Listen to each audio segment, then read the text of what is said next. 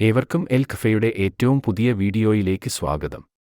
കമൽഹാസനെ നായകനാക്കി ശങ്കർ ഒരുക്കിയ ഇന്ത്യൻ എന്ന ചിത്രത്തിന്റെ രണ്ടാം ഭാഗം ഇന്ന് തിയേറ്ററുകളിലേക്ക് എത്തിയിരിക്കുകയാണ്.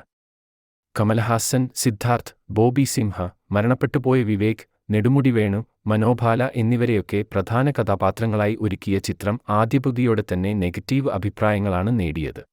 ആദ്യപകുതിയിൽ ആദ്യത്തെ അരമണിക്കൂറും സേനാപതിയുടെ ഇൻട്രോയും മാത്രമാണ് കുറച്ചെങ്കിലും ആശ്വാസം നൽകിയത്.